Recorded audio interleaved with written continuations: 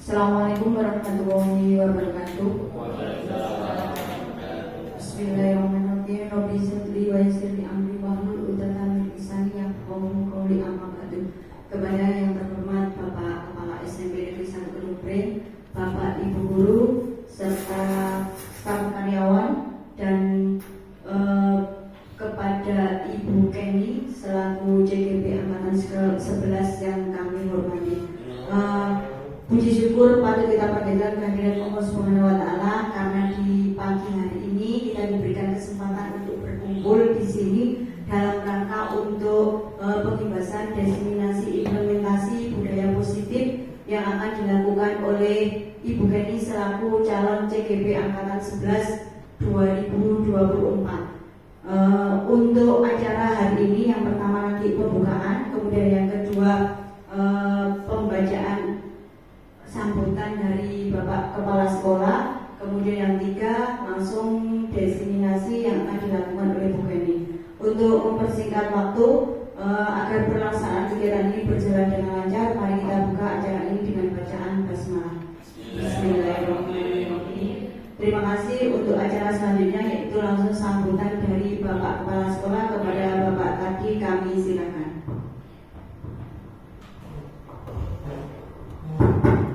Bismillahirrahmanirrahim. Assalamualaikum warahmatullahi wabarakatuh. Alhamdulillah alamin. Wa syukurillah wa ni'matillah la wala quwwata illa billahil.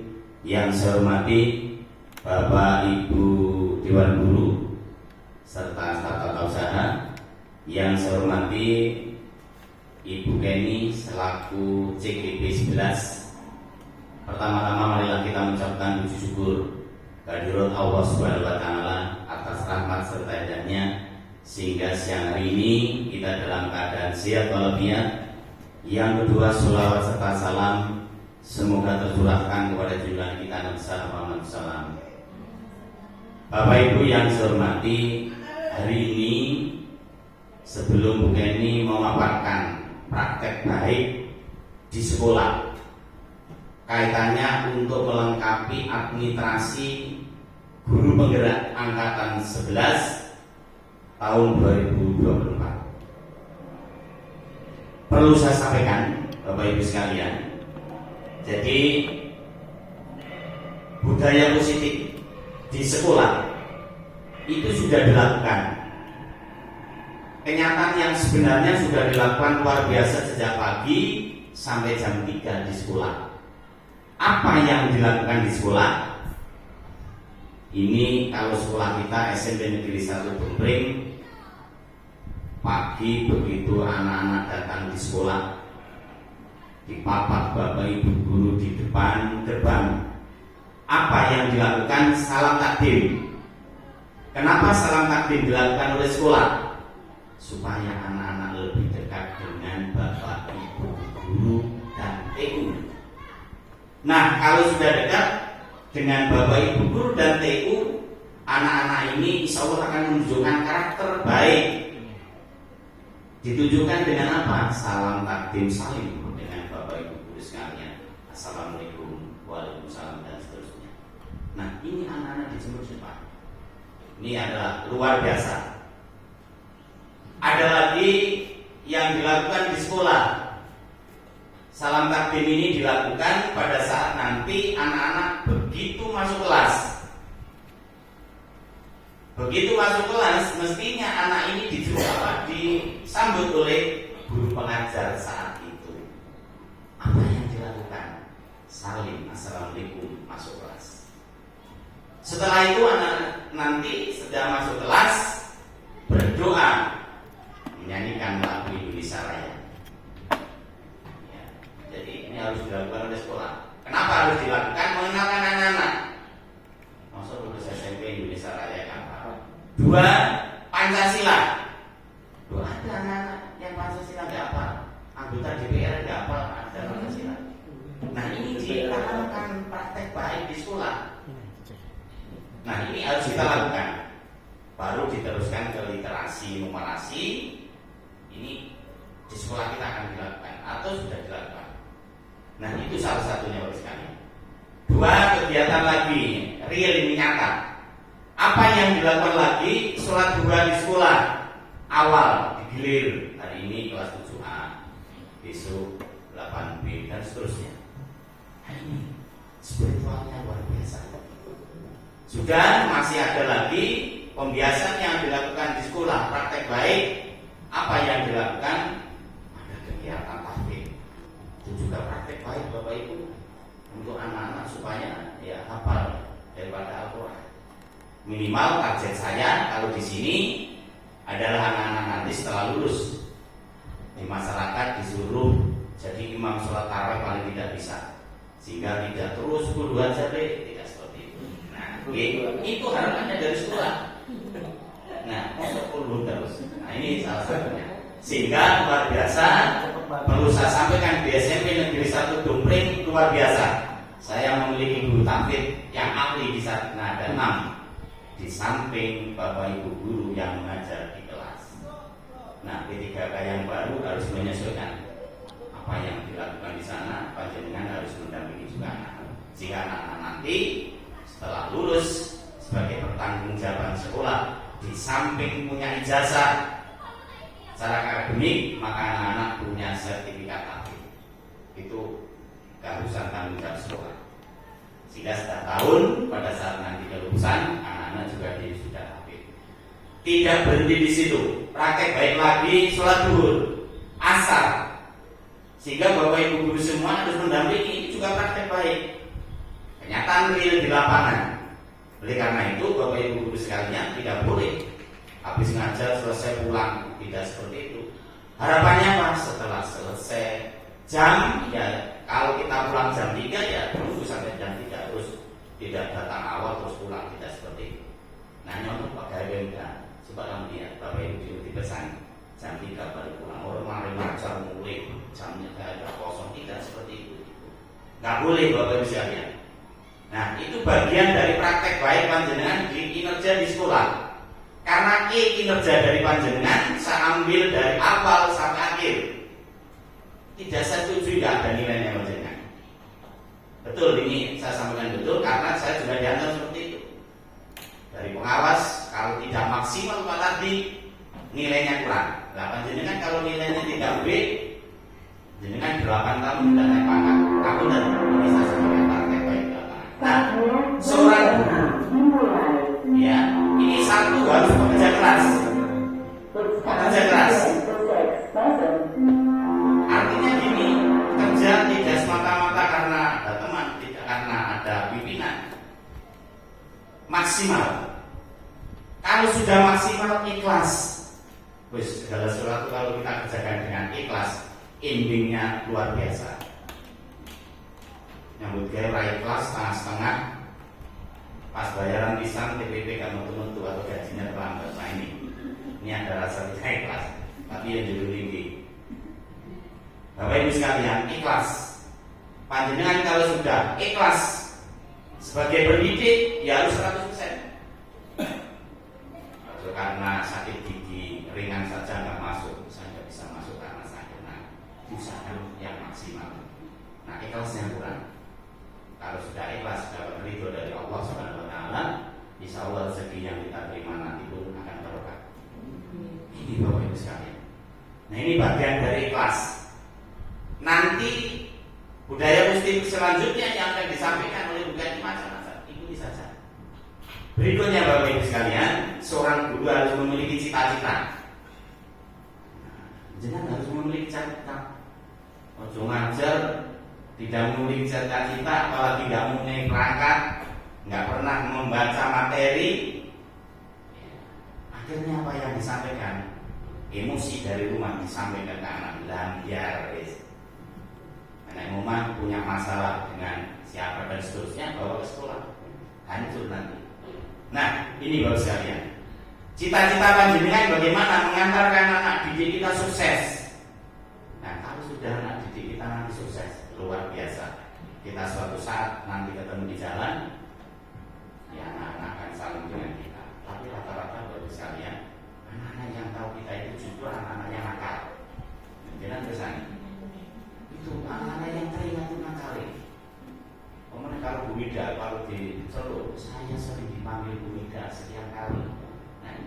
terima di situnya. Didiknya yang baik, hafalan tahfidnya tidak diingat, tapi nakal diingat.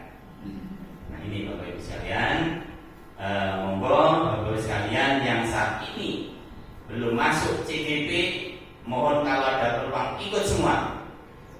Tidak ada bedanya PNS P3K, asalkan sudah memenuhi syarat. Monggo ikut. Ya, segala sesuatu pasti ada ribetnya, tapi endingnya, terakhirnya, selama program ini masih dilakukan oleh pemerintah, insya Allah akan baik. Kecuali kalau program tambal, kalau CGP ini luar biasa, didukung oleh pemerintah pusat, direktorat merestui, apalagi sekolah. Merestui gimana? Mengantarkan teman-teman supaya sukses semua, jadi pendidik yang sukses, bisa mengantarkan anak didik kita sampai ke jenjang yang lebih tinggi, itu yang utama. Tapi yang utama Bapak sekalian, kalau sudah jadi CGP, pesan saya, ya panjenengan, ilmu yang panjenengan terima harus disampaikan ke temannya. Ojo tambah temannya buat perangkat nggak pas, dibiarkan. Wah, ilmu itu mahal, tidak seperti itu. Ilmu kalau diberikan orang lain yang panjenengan terima, insya Allah akan barokah. Barokah dari panjenengan, barokah sampai dengan nanti ilmu itu sampaikan ke lain. Kan hanya perantara. Intinya dari CGP ini kan belajar duluan saja. Dengan manual belajar juga bisa. Dari PMN dengan luar biasa, di situ juga ada praktek positif. Ya, coba yang P3K baru, apakah sudah membuat punya akun? Sudah punya akun? Sudah. Pernah buka PMN? Belum bisa, karena panjenengan belum masuk dapodik. Nah, kalau sudah masuk bisa. Jadi panjenengan tidak mengikuti ini pun bisa. Dari mana? Sekarang kan hampir 60. Dari Mandiri. Buka saja. Nah, dari situ belajar. Saya bukan kepala sekolah penggerak, tapi sering buka di situ, ya tahu. Oleh karena itu, pesan saya, praktek baik yang akan disampaikan Bu Kenny nanti juga kaitannya sudah ada di dalam PMN. Ada semua di situ. Ya, kekerasan dan sebagainya, yang kita tulis dan sebagainya itu ada semua. Itu Bapak sekalian, tolong diikuti. Nanti durasinya sekian jam monggo. Yang penting panjenengan untuk laporan nanti bisa dilaporkan. Demikian yang dapat saya sampaikan. Kurang lebihnya saya mohon maaf. Wassalamualaikum warahmatullahi wabarakatuh.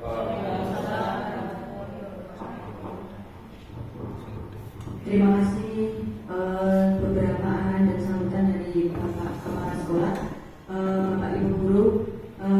Kegiatan kita selanjutnya yaitu nanti diseminasi implementasi budaya positif yang akan langsung disampaikan oleh Bu Kenny.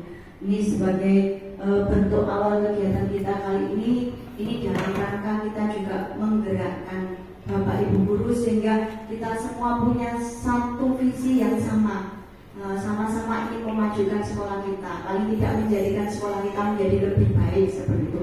Kebetulan kami yang di CGP termasuk Bu Kenny ini mungkin kita mendapatkan ilmunya lebih dulu, makanya kita hari ini pengen tidak ilmu itu kita pakai sendiri, paling tidak kita diseminasikan ke panjenengan semua. Harapannya nanti ke depannya kita sama-sama satu visi untuk melangkah untuk mewujudkan SMP Negeri 1 Kedung ini menjadi lebih baik. Itu.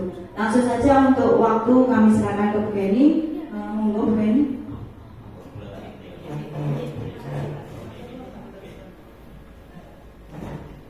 Bismillahirrahmanirrahim. Saya awali. Assalamualaikum warahmatullahi wabarakatuh. Yang saya hormati Bapak Tati selaku Kepala SMP Negeri 1 Kedung beserta Bapak Ibu guru staf karyawan yang alhamdulillah hari ini bisa hadir. Saya ucapkan terima kasih karena sudah meluangkan waktunya dari rentetan kesibukan kita di kegiatan kemerdekaan. Alhamdulillah dengan sudah menyempatkan untuk hadir. Pertama kali marilah kita panjatkan puja dan puji syukur kehadiran Allah Subhanahu wa taala yang telah melimpahkan rahmat serta hidayahnya sehingga kita bisa berkumpul dalam kegiatan yang saya undang hari ini, yaitu diseminasi kegiatan implementasi budaya positif di sekolah di SMA Negeri 1 Kedungring. Sebagai salah satu tugas saya untuk aksi nyata modul 1.4 di pendidikan guru penggerak atau program guru penggerak angkatan 11 Kabupaten Lamongan. Kedua kalinya selawat serta salam tetap kita haturkan kepada junjungan kita Nabi Muhammad SAW yang telah mengantarkan kita dari jalan kegelapan menuju jalan kebenaran yaitu dinul Islam. Oke, saya ucapkan terima kasih kembali kepada Bapak Ibu Guru. Saya di CGP ini kan kita mempunyai salah satu tujuan yaitu menggerakkan teman-teman. Bukan saya lebih dari jenengan, saya juga masih belajar. Cuma saya lebih dulu belajarnya seperti yang disampaikan oleh Pak Tati Kalibuari tadi ya. Saya lebih dulu belajarnya, jadi saya diseminasikan kepada jenengan semuanya mengenai apa sih yang kita pelajari di CGP ini. Nah, di kesempatan kali ini nanti pokok bahasan yang saya bahas adalah di modul 1.4 yaitu budaya positif di sekolah. Namun sebelumnya Bapak Ibu, selama 2 bulan ini saya sudah menerima atau mengikuti CGP ini kurang lebih 2 bulan Bapak Ibu ya. Mulai dari bulan Juni. Nah, ini sudah istilahnya sudah satu modul yang kita pelajari atau yang saya pelajari di CGP Angkatan 11 ini ada sudah satu modul. Nah, satu modulnya itu ada 4 submodul Bapak Ibu. Nah, ini di modul 1 itu Bapak Ibu ada submodul, 4 submodul. Yang pertama adalah filosofi Ki Hajar Dewantara. Yang kedua di modul 1.2 nilai dan peran guru penggerak. Di modul 1.3 ada visi guru penggerak. Yang terakhir adalah 1.4 disiplin positif. Nah, disiplin positif inilah yang nanti kita bahas. Tetapi dari keempat submodul ini sebenarnya saling berhubungan Bapak Ibu. Nah, cuma di nilai dan peran guru penggerak ini sebenarnya harus dimiliki oleh semua Bapak Ibu guru, bukan hanya guru penggerak saja. Nanti saya istilahnya saya bahas secara sekilas mulai modul 1 sampai modul 1.1 sampai 1.3. Untuk 1.4-nya nanti kita bahas lebih mendalam. Untuk yang modul 1.1 kita mulai dari modul 1.1 yaitu pemikiran filosofi Ki Hajar Dewantara. Sama kenal ya Bapak Ibu dengan Ki Hajar Dewantara? Biasanya belum kenalan, cuma cukup tahu saja ya Bapak Ibu ya. Nah, di filosofi Ki Hajar Dewantara atau Ki Hajar Dewantara ini kita sebut dengan Bapak Pendidikan ya Bapak Ibu ya. Nah, dasar pemikiran Ki Hajar Dewantara yang pertama kali adalah dasar pendidikan Ki Hajar Dewantara. Nah, menurut Ki Hajar Dewantara, pendidikan itu adalah menuntun kodrat anak. Bapak Ibu, kodrat anak ini apa nih kira-kira? Jajan, bermain. Nah, kodrat anak adalah menjadi manusia yang merdeka. Merdeka maksudnya apa? Merdeka bisa berdiri dengan kekuatannya sendiri, baik melalui kodrat alam maupun kodrat zaman. Nah, kodrat alam ini apa Bapak Ibu? Kodrat alam adalah kemampuan yang ada dalam dirinya yang sudah dibawa sejak lahir, mungkin dari keturunan atau dari fisiknya, mungkin itu bisa. Kemudian kodrat zaman. Kodrat zaman ini adalah kodrat atau zaman yang dijadi atau disesuaikan dengan anak waktu saat ini ya Bapak. Jadi pola pendidikan kita dulu waktu kita sekolah itu berbeda dengan anak sekarang.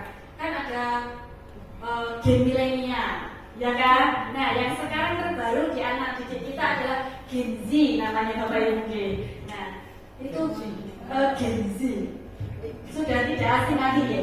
Nah, selain itu Bapak Ibu, kodrat anak itu adalah bermain. Nah, belajar bermain. Jadi kita membuat pendidikan atau pengajaran yang kita lakukan itu ada efek bermainnya.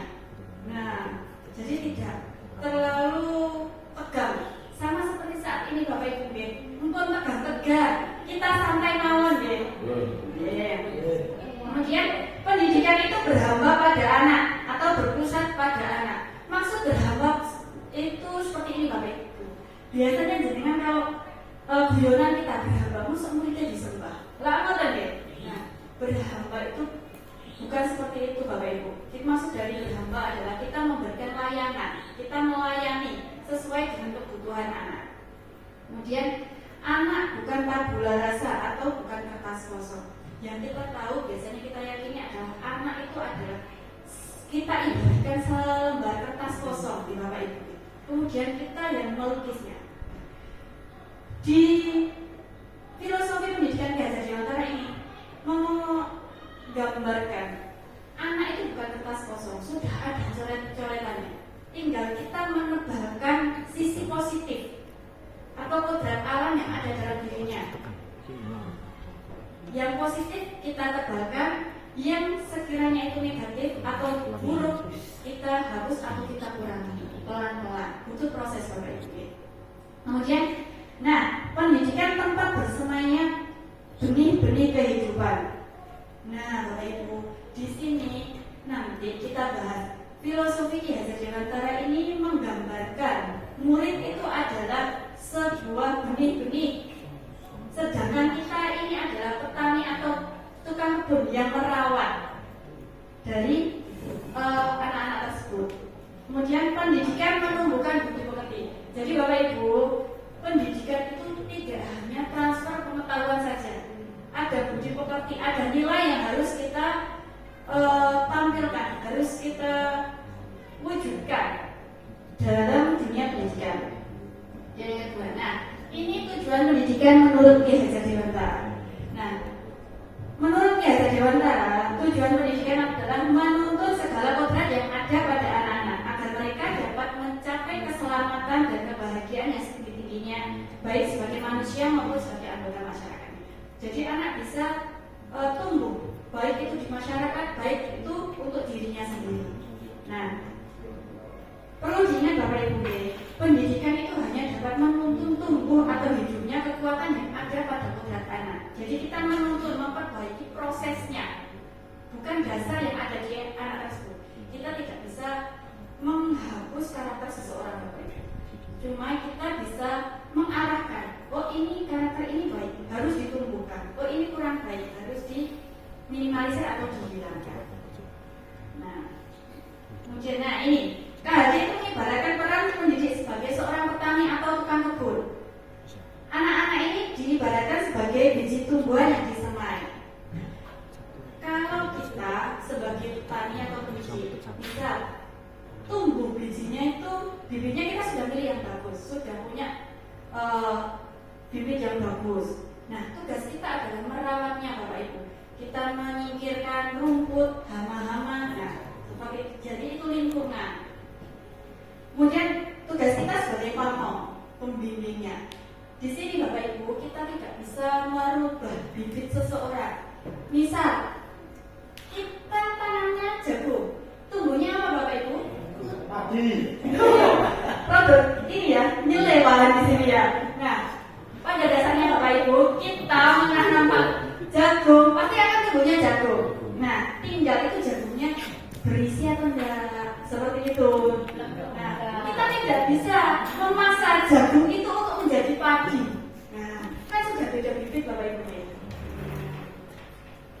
Seperti itu Bapak Ibu. Kemudian di modul 1.2 ini ada nilai dan peran guru penggerak. Sebenarnya Bapak Ibu, ini tidak hanya untuk guru penggerak saja. Untuk nilai dan peran ini seharusnya harus kita miliki sebagai seorang guru. Apa saja nilai-nilai dan peran itu?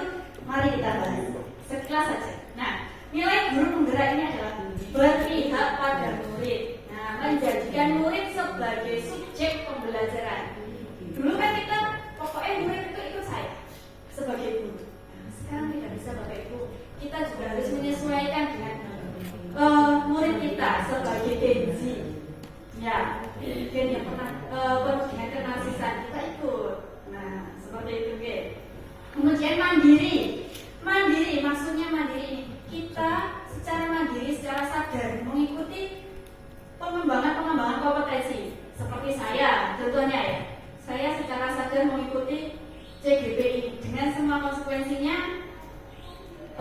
saya terima dan berharap dapat ilmu yang lebih banyak lagi. Enak Bapak Ibu ikut CDP ini banyak, kita ketemu banyak orang, punya kenalan baru. Nah, ini nanti pas lokal kita dapat souvenir. Enak Bapak Ibu.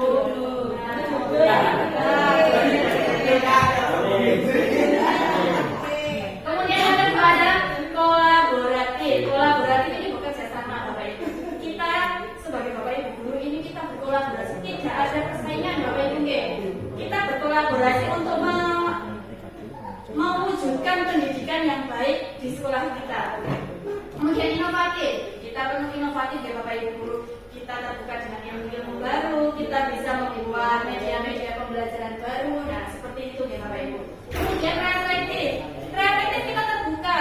Kita terbuka dengan pemikiran-pemikiran kita, dengan hal-hal baru yang di luar kita.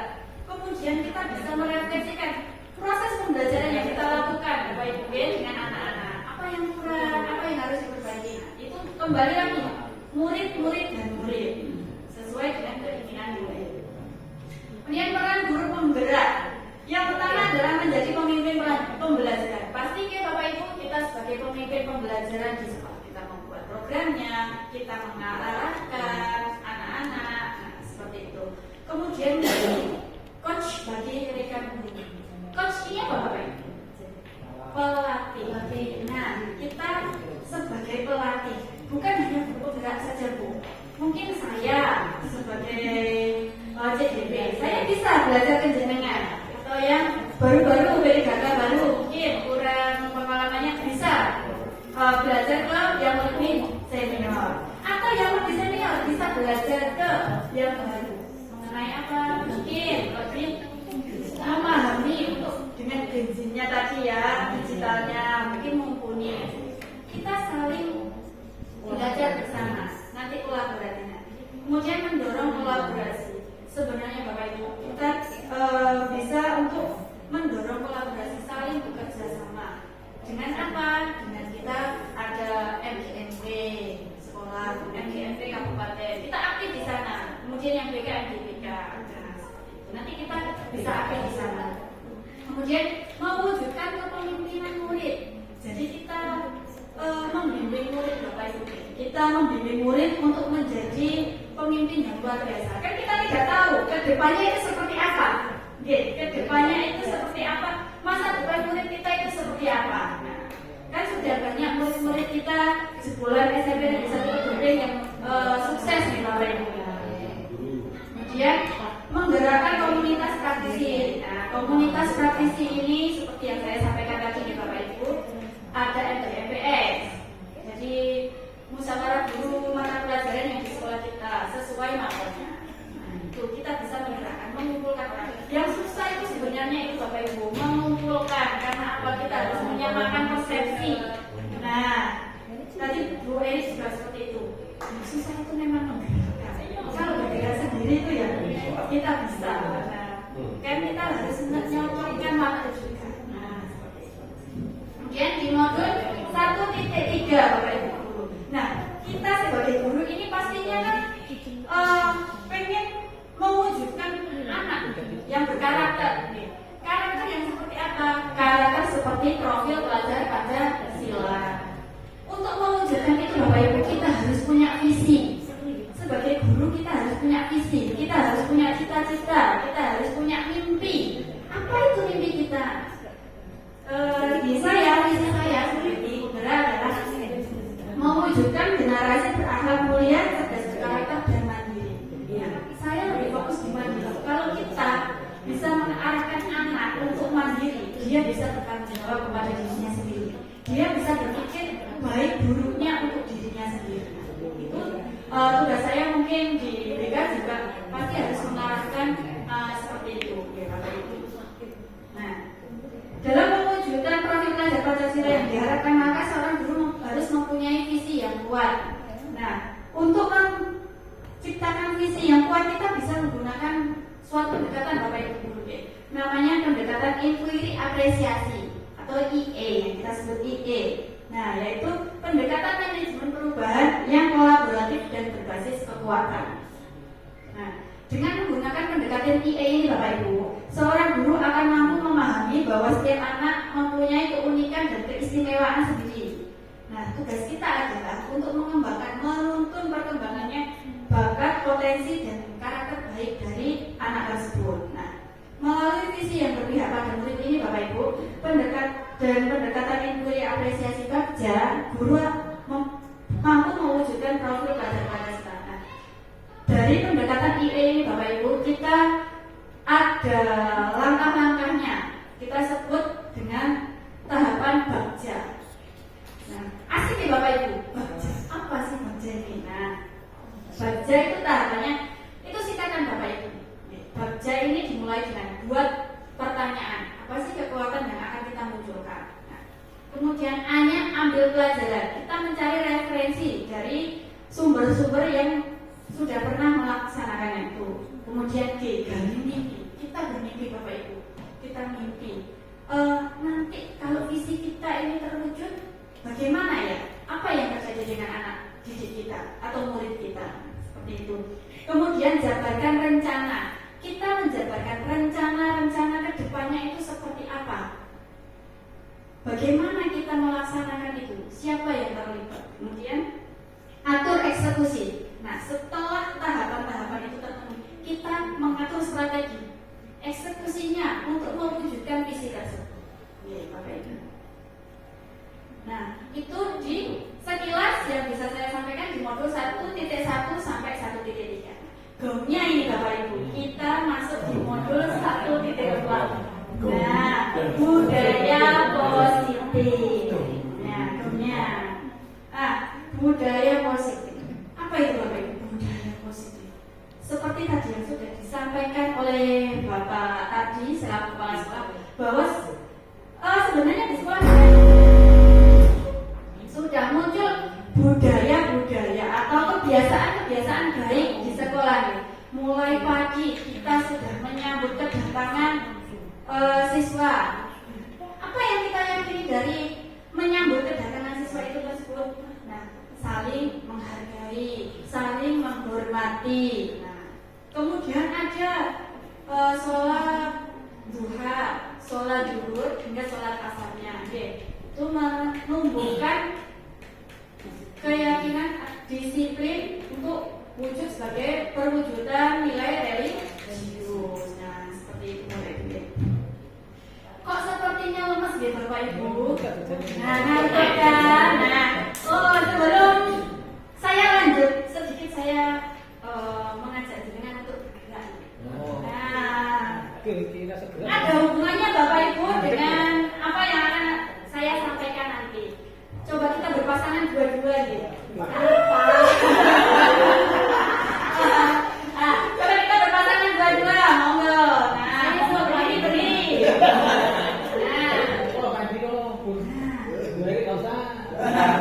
Beri dengan saya, monggo. Cepat-cepat. Saya ada ini. Amin. Ya. Ini saya Bapak Ibu. Kan kurang fokus, makanya saya ajak gerak. Nah, Bapak Ibu, kita tentukan salah satu dari kita mempunyai genggaman. Nah, salah satu. Nanti yang satunya mengajak bagaimana si yang menggenggam ini bisa membuka tangannya. Jadi sama Kak. Ini yang menggenggam ini berpikir, jenengan ini seakan-akan menggenggam sesuatu yang sangat berharga. Nah, itu imajinasinya jenengan apa? Coba jenengan tentukan salah satu. Berapa ya Allah? Ya, seperti tadi. Jangan memamerkan uang banyak. Nah, itu uangnya bisa dilecehkan. Nah, bisa. Bu Eni ini ya yang tiga pasangan saya, Bu Eni. Ya. Oh, artinya Bu Eni dipegang di sini ya. Nah, tugas yang satunya adalah berusaha untuk Membuka. bagaimana merayu. Jika nggak kepo, sih yang dipegang. Nah, bagaimana caranya jenengan untuk biar sebelumnya yang satunya ini mau untuk membuka genggamannya. Nah, Cium kaki dong. tolong jangan ya, tolong ya. Kalau buka langsung. Monggo bisa dimulai, silakan jenengan. Ada yang iri.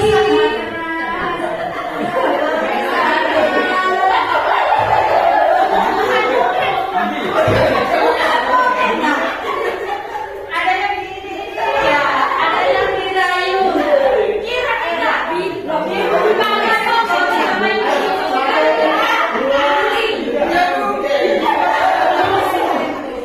sama Mbak Eko. Nah, ini kira-kira tadi. Kalau kita berpikir, jenengan yang bagian membuka tadi berpikir, kira-kira nanti dibuka nggak yang sama yang membentuk ini tadi? Bisa jadi dibuka, bisa jadi tidak. Nah, kontrolnya ada di siapa Bapak Ibu? Enggak, berarti kontrolnya ada di diri kita sendiri. Sama Bapak Ibu, kita tidak bisa mengontrol pikiran orang lain. Yang bisa kita kontrol ada di pikirannya siapa? Pikiran kita sendiri. Itu filosofi dari permainan kita tadi Bapak Ibu. Ya, budaya positif. Kita kembali lagi ke budaya positif. Apa sih budaya positif ini? Nah, budaya positif merupakan perwujudan dari nilai-nilai atau keyakinan universal yang diterapkan di sekolah. Nah, budaya positif dapat mendorong murid untuk mampu berpikir, bertindak, dan mencipta sebagai proses memerdekakan dirinya sehingga murid dapat mandiri dan bertanggung jawab. Ini nanti Bapak Ibu. Jadi kita mengarahkan anak untuk sebagai pengontrol dirinya sendiri. Kita kan tidak bisa mengontrol anak seperti ini, anak seperti ini. Itu tidak bisa. Kemudian budaya positif diyakini mampu menciptakan kolaborasi antar warga sekolah bahkan orang tua jika terlaksana dengan baik. Jadi budaya positif ini kita usahakan tumbuhkan di jiwa anak. Jadi harus melekat antara di sekolah dan di rumah. Bahkan saat anak terjun ke masyarakat secara luas. Kemudian memunculkan serta mengembangkan nilai-nilai positif yang dimiliki murid dan menciptakan pribadi-pribadi yang berkualitas dan berkarakter sesuai dengan profil pelajar Pancasila. Nah, di modul 1.4 budaya positif ini Bapak Ibu, kita terdiri dari beberapa konsep inti. Ada 7 konsep inti. Yang pertama adalah perubahan paradigma belajar. Kemudian disiplin positif, kemudian kebutuhan dasar manusia, motivasi perilaku manusia, yang kelima posisi kontrol guru, yang keenam keyakinan kelas, dan yang terakhir adalah segitiga restitusi. Hasil yang diharapkan dari penerapan budaya positif adalah terwujudnya murid berkarakter profil pelajar Pancasila. Nanti kita tekankan di slide selanjutnya ini. Profil pelajar Pancasila itu dengan pasti sudah ingat ya. Nah, nanti apa saja. Kemudian harus diingat Bapak Ibu, tetap pembelajarannya harus berpusat pada anak, berpihak pada anak. Jadi tetap murid, dan murid. Kemudian kita guru sebagai pemimpin pembelajaran, sebagai pamongnya. Ya, pembelajaran dengan paradigma baru. Nah, pembelajaran dengan paradigma baru merupakan pembelajaran yang dirancang berdasarkan prinsip pembelajaran berdiferensiasi, sehingga para peserta didik belajar sesuai dengan kebutuhannya berdasarkan tahap perkembangan sesuai teori psikologi modern untuk mewujudkan profil pelajar Pancasila. Kembali lagi Bapak Ibu ya, sesuai kodrat alam dan kodrat zaman. Jadi siswa itu atau murid mempunyai karakter dan keunikan yang berbeda-beda. Nah, ini yang selalu kita singgung Bapak Ibu ya, profil pelajar Pancasila. Ini ada 6 dimensi profil pelajar Pancasila. Ada beriman bertakwa kepada Tuhan Yang Maha Esa, berakhlak mulia, kemudian mandiri, bergotong royong, berkebinekaan global, bernalar kritis dan kreatif. Ini ada sub dimensinya. Nanti kita bahas di belakang ya, kita ngopi-ngopi bareng di belakangnya untuk membahas ini. Siap, pasangan, centang. Nah, ini dulu kita mengenal teori stimulus respon. Jadi Bapak Ibu, waktu kita kuliah kan kita pernah memahami atau belajar teori stimulus respon. Nah, pandangan dari teori stimulus respon ini menganggap kebutuhan semua orang sama. Kemudian semua orang melihat hal yang sama. Seperti ini, atau seperti kita melihat anak kelas 7 mempunyai kebutuhan sama, dianggap sama rata. Nah, kemudian guru mencoba mengubah murid berpandangan sesuai dengan guru.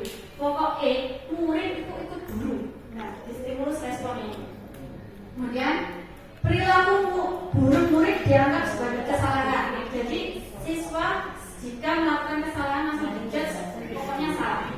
Nah, kemudian guru mengontrol murid dengan model berpikir menang kalah.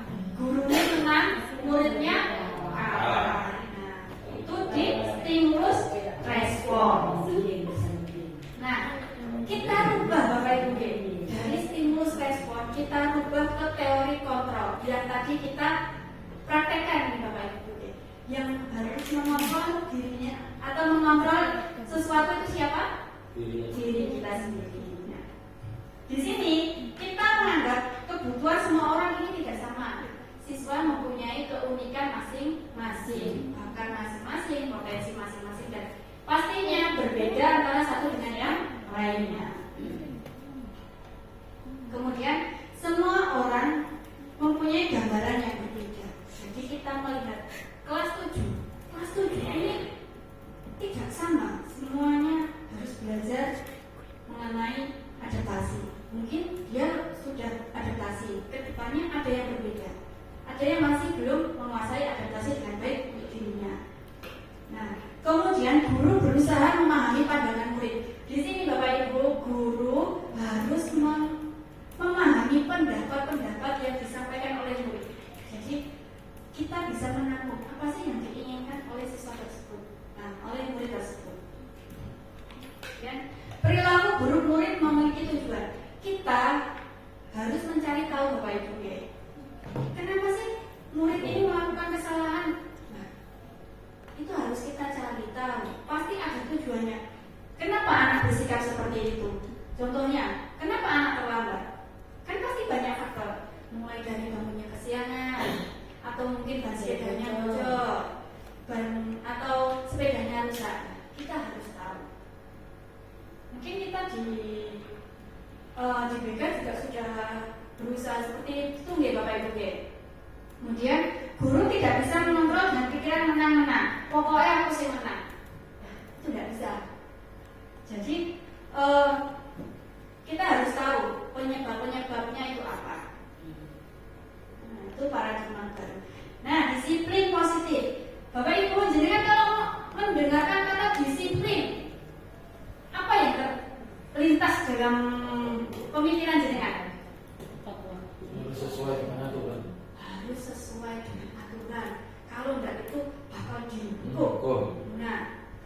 Nah, disiplin kan belum diartikan sesuatu yang harus dilakukan seseorang pada orang lain untuk mendapatkan kepatuhan. Sifatnya adalah mengikat. Jadi pokoknya harus ikut, harus patuh. Pokoknya seperti itu. Nah, sedangkan menurut Diana Bosen, disiplin ini berasal dari bahasa Latin, disiplina. Ini ahlinya Bapak Ibu tadi ada yang cukup. Nah, Diana Bosen ini ahlinya Bapak Ibu, yes. Nah, Diana Bosen ini ahlinya menyatakan bahwa disiplin berasal dari bahasa Latin disiplina yang berarti belajar. Nah, dari kata disiplina ini berasal dari kata yang sama yaitu disiplin, disiple atau murid, pengikut. Nah, Diana juga mengatakan bahwa disiplin juga berkonotasi dengan disiplin diri siswa yang akan membuat atau menggali potensi yang ada di dirinya untuk mencapai suatu tujuan, sesuatu yang dihargai dan bermakna untuk keberlangsungan hidup murid tersebut. Nah, sebagai pendidik, tujuan kita adalah menciptakan peserta didik yang memiliki disiplin diri sehingga mereka berperilaku mengacu pada nilai-nilai kebajikan universal. Apa nilai kebajikan universal? Kita nanti bahas di slide selanjutnya nih. Dan memiliki potensi dalam diri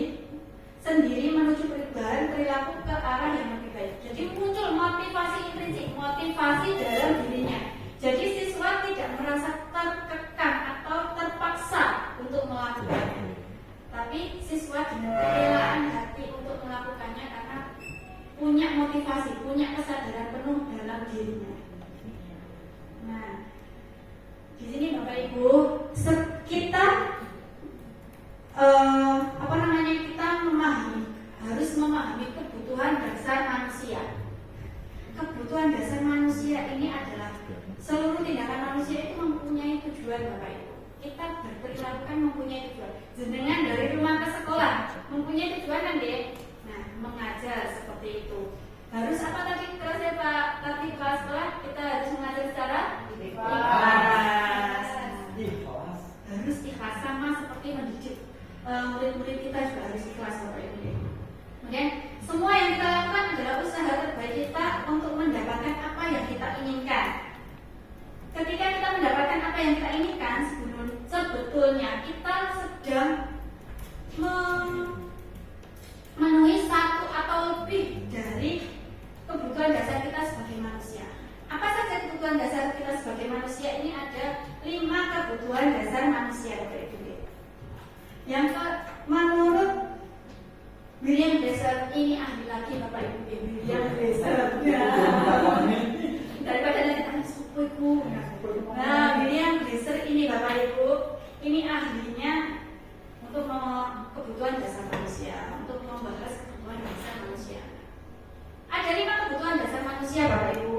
Yang pertama adalah kebutuhan untuk bertahan hidup. Ini ada makan, pendidikan, tempat tinggal. Kemudian yang kedua, kebutuhan kasih sayang dan rasa diterima. Kita semua kan butuh disayangi, diterima,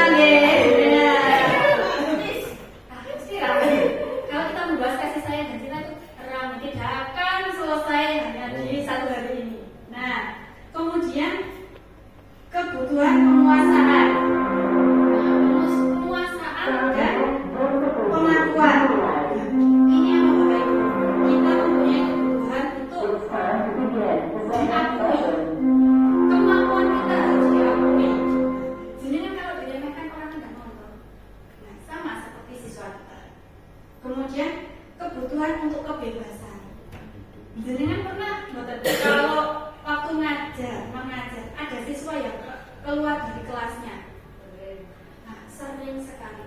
Jenengan harus tahu ini kebutuhan mana yang kurang dipenuhi dari siswa tersebut. Mungkin kebebasannya, dia merasa bosan, Bapak Ibu. Jadi dia ingin melihat ruang yang lebih luas.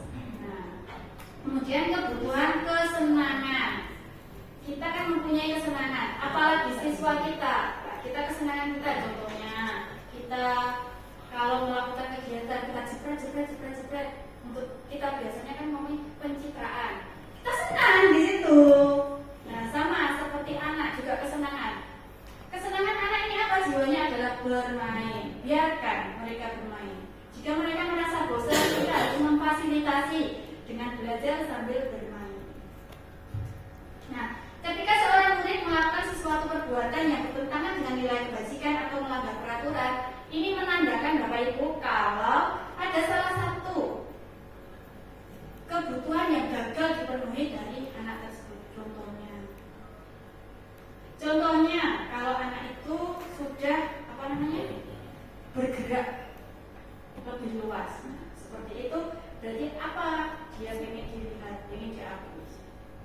Nah, yang selanjutnya adalah teori motivasi perilaku manusia.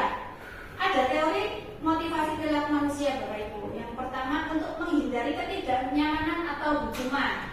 Yang kedua untuk mendapatkan penghargaan atau imbalan dari orang lain. Nah, ini motivasi yang bersumber dari luar, pengen direlem, pengen takut karena dihukum. Nah, akhirnya Bapak Ibu ya, siswa kita kan kebanyakan seperti itu. Kemudian untuk menjadi orang yang mereka inginkan dan menghargai diri sendiri dengan nilai-nilai yang mereka percaya, itu adalah motivasi internal, datang dari dalam dirinya.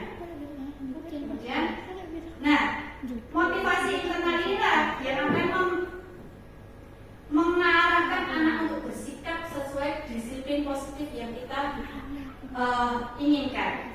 Sedangkan motivasi eksternal ini anak akan menginginkan untuk mendapat imbalan atau menghindari dari ketidaknyamanan. Nah, konsep disiplin positif dengan pendekatan restitusi. Satu cara dalam menumbuhkan motivasi internal dan disiplin positif pada murid, kita bisa menggunakan restitusi, pendekatan restitusi. Apa itu pendekatan restitusi? Nah, pendekatan restitusi adalah proses menciptakan kondisi bagi murid untuk memperbaiki kesalahan mereka sehingga mereka bisa kembali pada kelompok mereka dengan karakter yang lebih kuat menurut Diana Kusentatige. Kemudian restitusi juga merupakan pendekatan yang digunakan guru pada posisi kontrol sebagai manajer dalam menyelesaikan permasalahan. Nah, nanti ada 5 posisi kontrol guru. Kita nanti sebagai apa? Nanti kita bahas di slide selanjutnya. Nah, ciri-ciri restitusi yang pertama menguatkan dan fokus pada solusi. Yang kedua, fokus pada karakter bukan tindakan. Yang ketiga, bukan menembus kesalahan namun belajar dari kesalahan. Kita mengarahkan anak untuk belajar dari kesalahan yang sudah diperbuat. Kemudian mencari kebutuhan dasar yang mendasari tindakan. Yang selanjutnya, tawaran bukan paksaan. Sifat tawaran bukan paksaan. Yang selanjutnya, memperbaiki hubungan. Yang terakhir adalah menuntut untuk melihat dalam diri anak tersebut. Apa keyakinan-keyakinan yang akan kita lakukan? Nah, ini ada perbedaan hukuman, konsekuensi, dan restitusi, Bapak Ibu. Nah, hukuman bersifat tiba-tiba atau tidak terencana. Kemudian siswa tidak dilibatkan, hukuman yang bersifat satu arah. Siswa tidak dilibatkan. Hukuman ini bersifat satu arah, Bapak Ibu, dari guru untuk siswa. Nah, kemudian hukuman bisa berupa hukuman fisik atau hukuman verbal. Fisik sudah kelihatan ya Bapak Ibu, bisa kita lihat. Yang termasuk hukuman verbal itu kita menghardik anak, ngolok-ngolok. Nah, konsekuensi ini sudah terencana dan dibuat sebelumnya antara kesepakatan anak dan guru. Kemudian tetapi tetap menimbulkan rasa tidak nyaman dalam jangka waktu yang pendek. Kemudian restitusi ini pilihan Bapak Ibu, merupakan pilihan. Murid mendapatkan penguatan. Murid mempunyai kesempatan untuk belajar dan bertanggung jawab atas perilakunya. Kemudian fokus pada pemecahan masalah dalam jangka waktu yang panjang. Nah, ini Bapak Ibu contoh hukuman. Misal lari keliling lapangan kalau tidak mengerjakan tugas, mengerjakan di depan kelas, itu contoh hukuman. Kemudian konsekuensi Bapak Ibu, guru memberikan konsekuensi menambah waktu istirahat. Nah, kemudian restitusi murid terbuka dan menghormati orang lain. Karena apa? Karena belajar dari keyakinan-keyakinan yang sudah disepakati. Nah, penghargaan ini juga termasuk hukuman Bapak Ibu. Yang kita tahu biasanya kan penghargaan ini sesuatu yang positif. Ternyata hukuman ini juga bisa merusak atau termasuk hukuman. Yang pertama adalah memberikan pengaruh jangka pendek dan jangka panjang. Penghargaan tidak efektif. Penghargaan juga dapat merusak hubungan Bapak Ibu. Mesti kan iri-irian. Nah, kemudian penghargaan mengurangi ketepatan dan yang terakhir adalah penghargaan juga mengguntur. Nah, ini Bapak Ibu 5 posisi kontrol guru. 5 posisi kontrol guru ini ada sebagai pembuka, pembuat rasa bersalah, sebagai teman, sebagai pemantau, dan sebagai manajer. Nah, nanti contohnya kita bisa lihat videonya Bapak Ibu. Nah, ini Bapak Ibu, kita bisa lihat videonya di sini. Sebentar ya.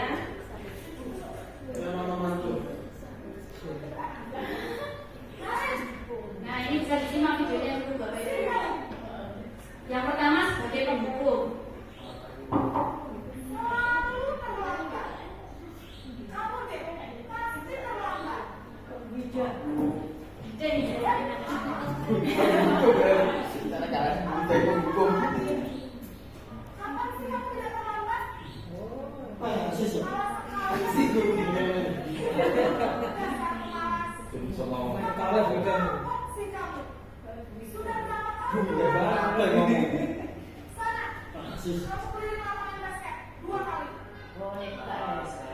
Biasanya Pak Bos. Kenapa? Kamu kalau ibu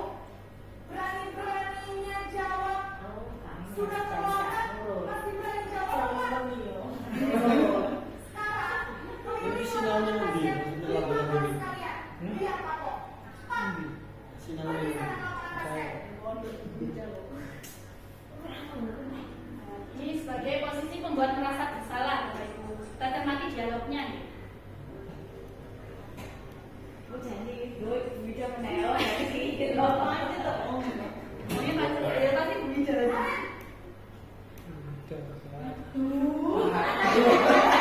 Udah mana ini?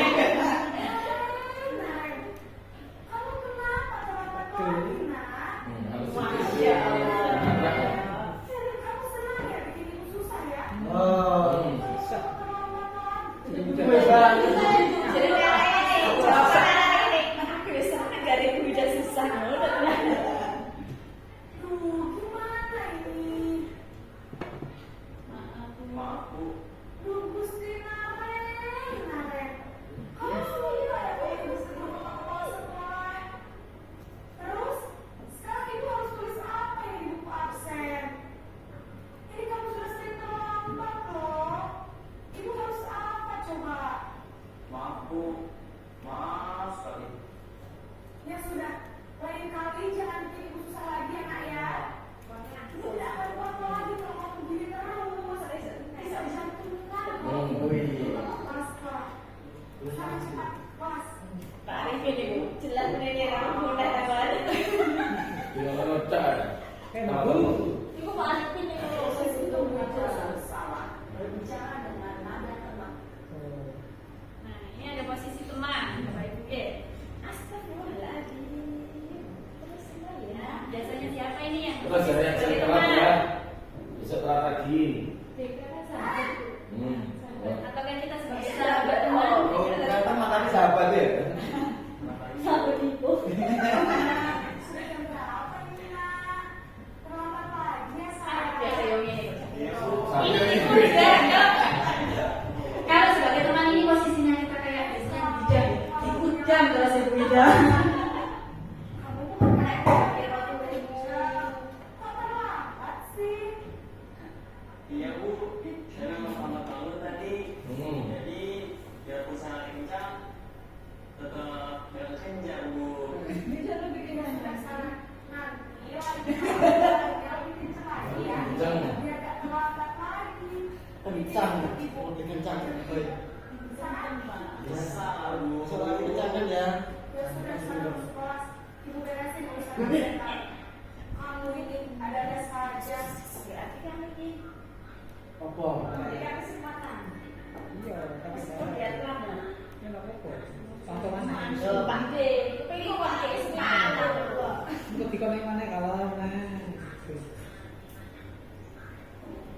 Sentak udah jegel. Aduh. Ya kalau mau Kalau ini sebagai pemantau Bapak Ibu ya. Monitor. Jam berapa kita harus masuk sekolah nak? Kita harus di sekolah jam 7 Bu. Iya betul. Sekarang sudah jam 7.20. Alhamdulillah. Saya harus tinggal kelas pas sudah istirahat selama 20 menit. Iya benar. Konsekuensinya demikian. Jadi nanti jam 9.30 pas istirahat. Iya, berapa persen kalau bersama bulan? Telat kemarin. Kan tadi sama. Ini kayak sama dulu. Jadi kalau dulu tidak mulai. Ya, ada telat ini. Nah, ini posisi ideal Bapak Ibu guys sebagai posisi kontrol yang ideal sebagai manajer, kita sebagai manajernya.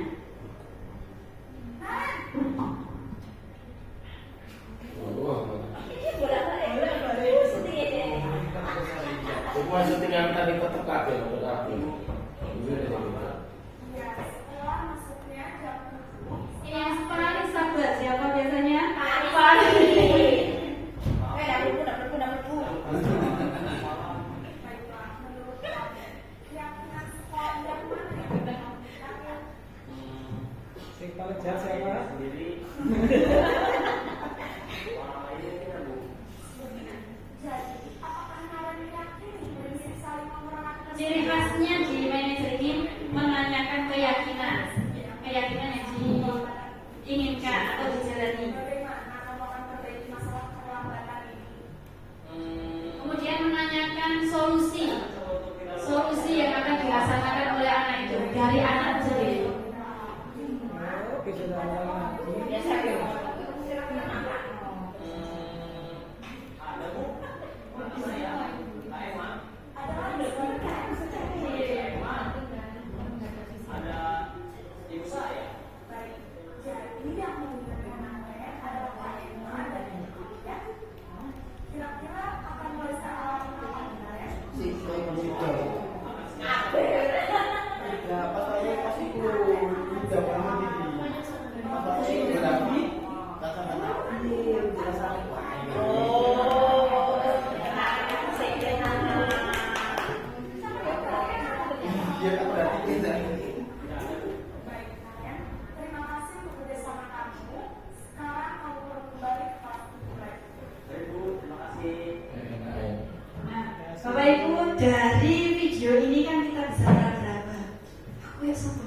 saya seperti yang mana?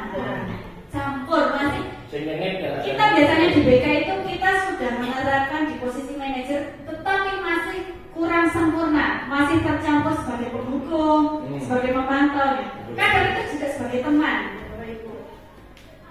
Nah, gini, sekarang posisi kontrol apakah aku? Jika ada ucapan, saya kecewa sekali dengan kamu.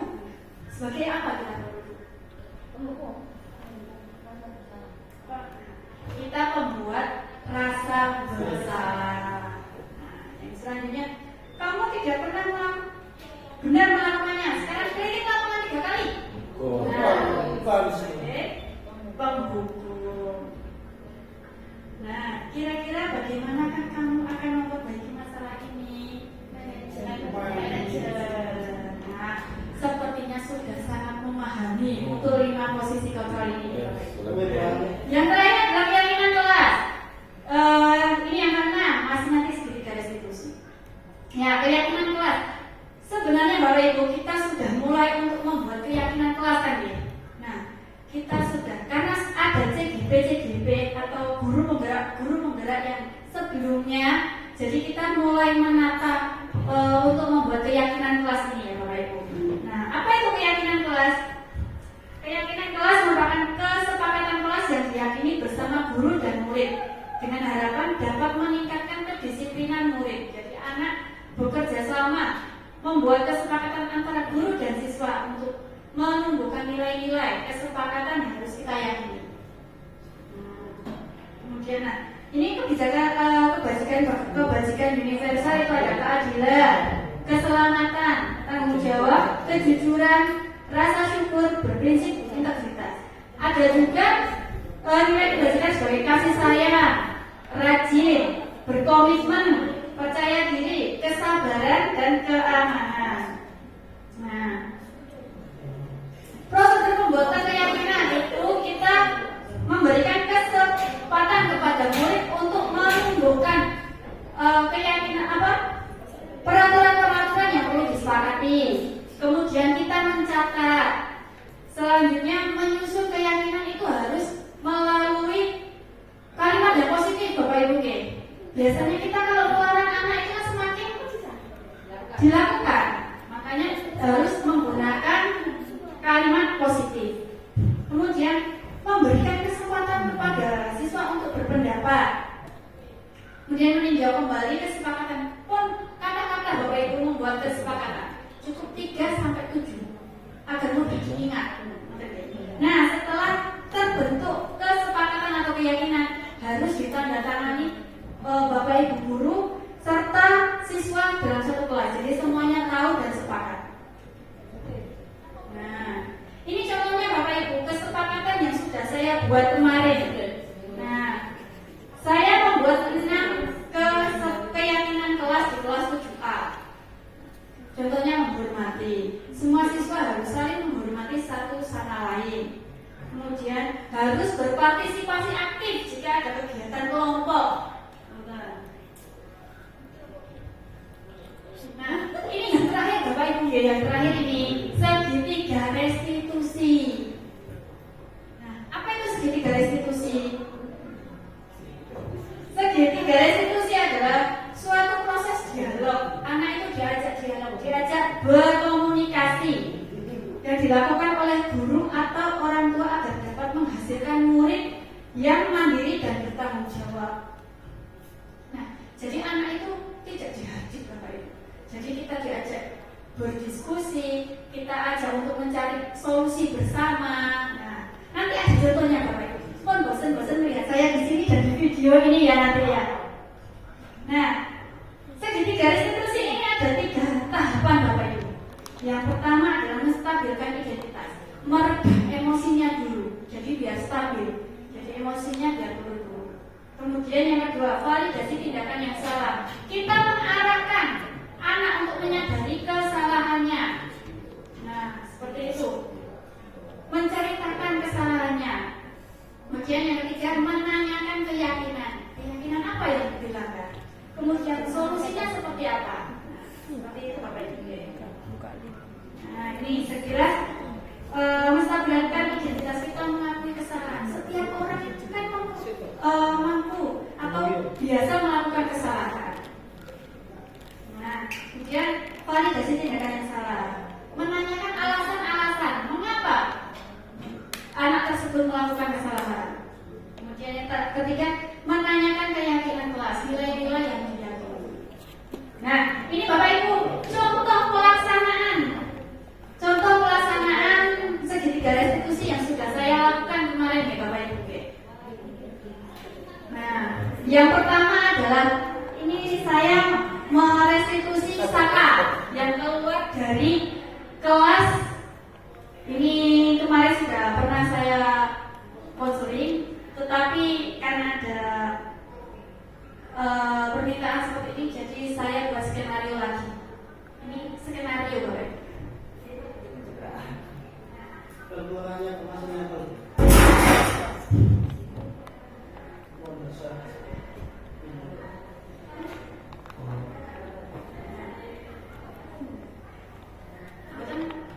Kedengaran?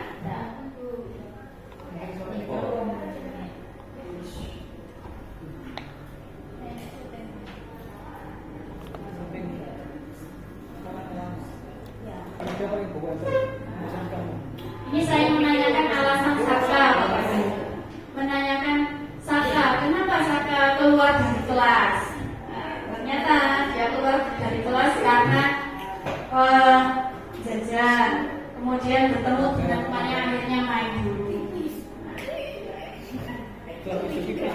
Dia menyadari keyakinan kelas yang dilanggar adalah tidak menghormati guru. Nah, keyakinan kelas saling menghormati yang dilanggar.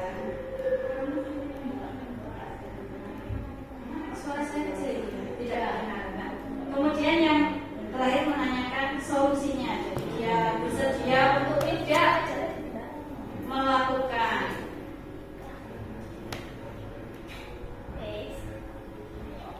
Nah, ini yang kasus yang pertama, Saka meninggalkan kelas. Ada lagi Bapak Ibu. Ini yang kedua, ini juga sama. Skenario yang sering kita temui adalah anak marah-marah karena tidak bisa mengendalikan atau mengkondisikan temannya.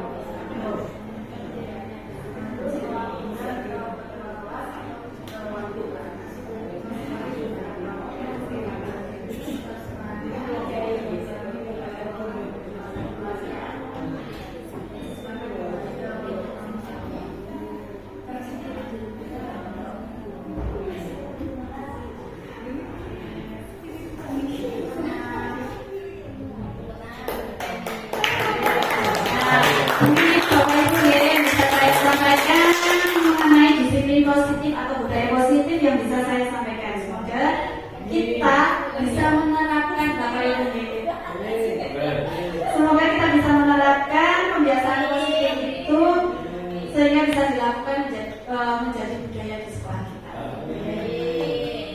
Saya akhiri, cukup dari saya kembalikan ke pembawa acara. Saya akhiri, Assalamualaikum warahmatullahi wabarakatuh. Waalaikumsalam warahmatullahi wabarakatuh. Terima kasih untuk Bu Gani yang telah menyampaikan destinasi kegiatan budaya positif ini. Beri tepuk tangan dulu untuk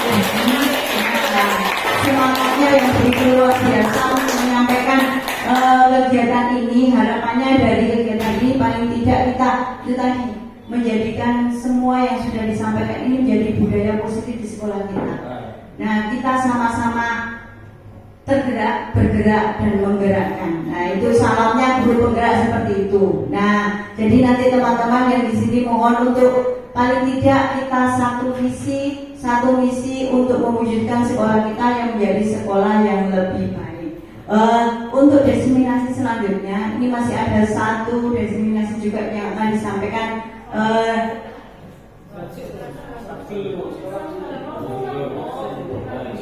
Oke, berarti sudah selesai. Oke, terima kasih untuk kegiatan kita hari ini. Saya ucapkan terima kasih kepada Bapak Ibu guru yang telah menyempatkan waktunya untuk berkumpul di sini. Semoga kegiatan kita kali ini bisa membawa kemajuan dan kemajuan untuk SMP Negeri 1 Keduri. Sebelum saya tutup, barangkali ada yang ingin bertanya atau menyampaikan pertanyaan, barangkali kondisi di lapangan tidak sesuai dengan apa yang disampaikan Bu Eni. Silakan, monggo. Sampun sudah cukup. Nah, kalau sudah cukup, kiranya itu yang bisa kami sampaikan. Saya selaku pembawa acara, apabila ada kata-kata kurang berkenan dalam membawakan acara mengawal dari awal sampai akhir, saya mohon maaf. Saya akhiri. Wassalamualaikum warahmatullahi wabarakatuh.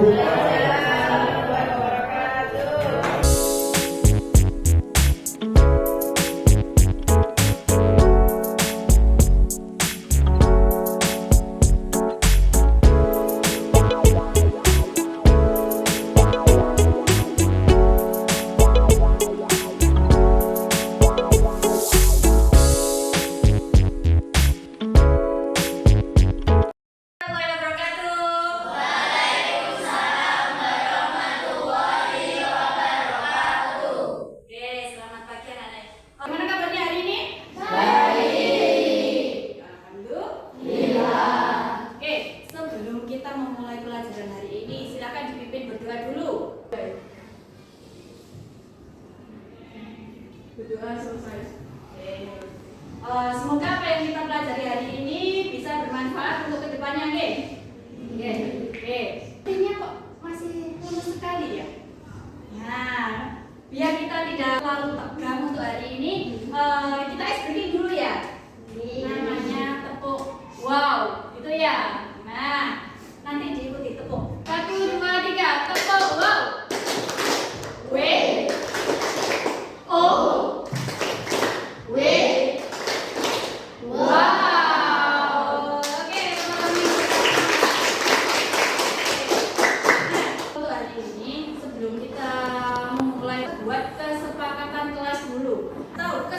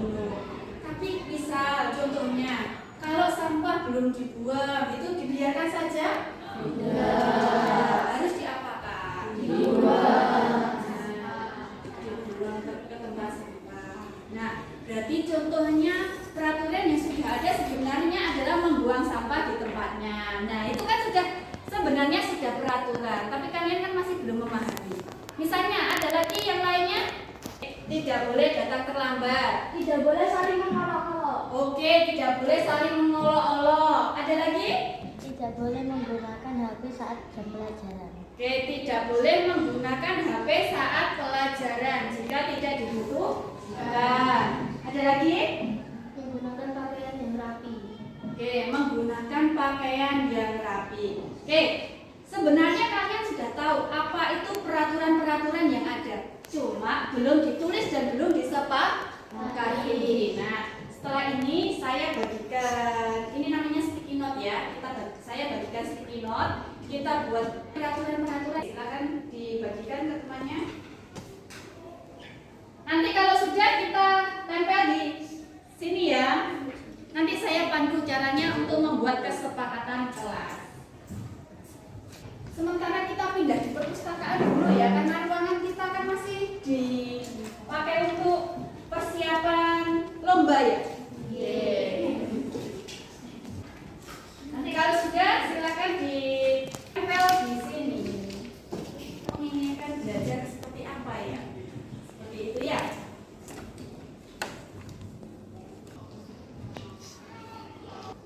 Oke, kalau sudah selesai bisa ditempel di sini.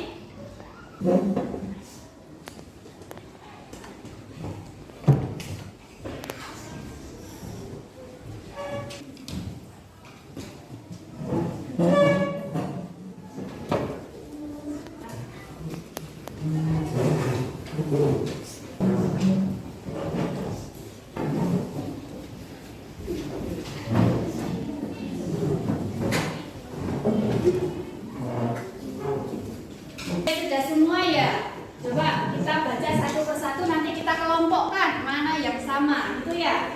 Oke, di sini tidak boleh membuang sampah sembarangan. Disepakati untuk aturan ini? Sepakat. Oke. Kemudian tidak boleh mengolok-olok. Gimana? Sepakati. Oke. Tidak boleh makan dan minum saat pelajaran. Tidak boleh datang terlambat. Memakai seragam rapi. Menghormati guru dan teman. Saling membantu teman yang sedang kesulitan. Tidak boleh datang terlambat. Oke, karena sudah ada ini saya kelompokkan. Oke, ini masih berkalimat negatif seperti tidak ada bullying dan menghina sesama teman. Tidak boleh membuang sampah sembarangan. Nah, kesepakatan kelas ini harus dengan kalimat positif. Coba kalau kalian dikasih temanya larangan, tidak boleh membuang sampah sembarangan. Apa yang kamu lakukan dulu? Malah dilakukan. Tapi kalau nadanya ini adalah kesepakatan timbul dari dirimu sendiri, berarti harus berkalimat positif. Seperti tidak boleh membuang sampah, berarti kita rubah kesepakatannya menjadi oke, membuang sampah pada tempatnya. Kemudian tidak boleh mengolok-olok, berarti kalimat positifnya sama kalimat negatif. Saling menghargai. Di sini sudah banyak sekali kalimat-kalimat positif yang muncul. Kemudian saling membantu. Ya. Gunakan HP hanya saat dibutuhkan. Ya, betul? Oke. Di sini sudah kita munculkan. Membuang sampah pada tempatnya, saling menghargai. Kita di sini mengenal namanya norma-norma atau nilai-nilai keyakinan. Nilai-nilai dan norma yang harus kita penuhi. Datang sesuai jadwal, berarti nilainya adalah menghargai waktu. Kemudian mengerjakan tugas tepat waktu, berarti nilainya apa? Tangguh. Nah, oke, kita sudah mendapatkan kesepakatan kelas. Jadi di sini sudah saya langsung buatkan tadi ya, kesepakatan kelas dari kelas 7A, yaitu menghormati. Dari bunyi tadi ya, semua siswa harus saling menghormati dan mendengarkan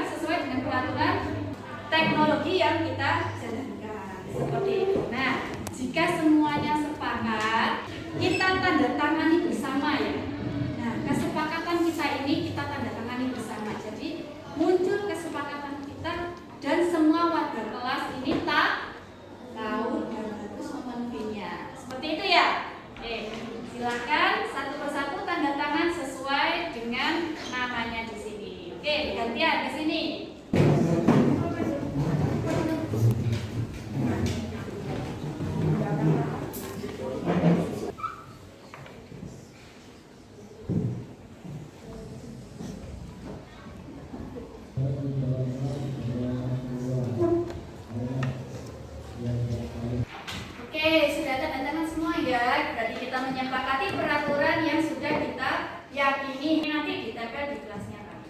Lagi loh.